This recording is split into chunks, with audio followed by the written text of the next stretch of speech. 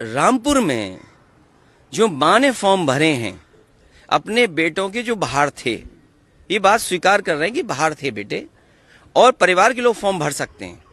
अगर बीएलओ ये गलती कराएगा और बताएगा, बीएलओ को ट्रेनिंग ही नहीं दी, मैं ये दावे के साथ कह सकता हूं किसी भी बीएलओ को कोई ट्रेनिंग नहीं दी गई। बीएलओ को ये नहीं पता है फॉर्म कौन सा देना है। अगर उस परिवार में ये बात कही जाएगी कि आपके बेटे बाहर हैं तो इनको नया वोट वाला फॉर्म भरना पड़ेगा, जबकि 2003 की वोटर सूची में उसका नाम है। डीएम साहब को क्योंकि नंबर बढ़ाना है, रामपुर से हट करके नोएडा डीएम बनना है, इसलिए उन्होंने जानबूझ करके मुख्यमंत्री जी के आने से पहले एफआईआर दर्ज कराई है। मां नूरजहां के ऊपर इसलिए एफआईआर दर्ज की है कि उन्होंने गलत फॉर्म भरा है। 2003 में अगर फॉर्म है तो परिवार का कोई सदस्य फॉर्म भर सकता है। और दावा ये करे सरकार के, लगभग 3 करोड़ से ज्यादा लेबर यूपी के बाहर है। महाराष्ट्र में तो एसआईआर नहीं हो रहा। हमारे यूपी के लोग न जाने कितने महाराष्ट्र में हैं, दिल्ली में एसआईआर नहीं हो रहा।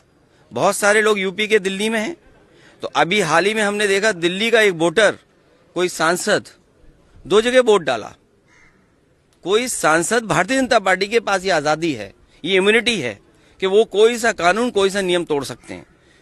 दिल्ली में भी वोट डाला और बिहार में भी वोट डाला। अब यूपी के लोग बिहार में तो हैं ही हैं, यूपी के लोग यहां भी हैं, दिल्ली में, बंबई में है, गुजरात में है। चलो गुजरात में तो एसआईआर हो रहा है, मुंबई में जो बड़े पैमाने पर हमारे लोग रह रहे हैं उनका वोट कैसे बनेगा।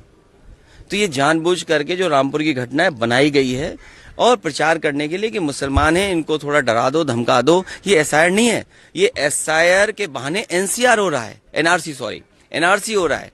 और एनआरसी इसलिए कर रहे हैं कि मुख्यमंत्री जी कह रहे हैं हम डिटेंशन कैंप बना रहे हैं, इसमें घुसपैठियां हैं, हम उनको बंद करेंगे। तो ये सोची समझी रणनीति के तहत नाम निकालना, एफआईआर दर्ज कराना, डिटेंशन सेंटर की बात करना, घुसपैठियों की बात करना, केवल डराने का काम हो रहा है।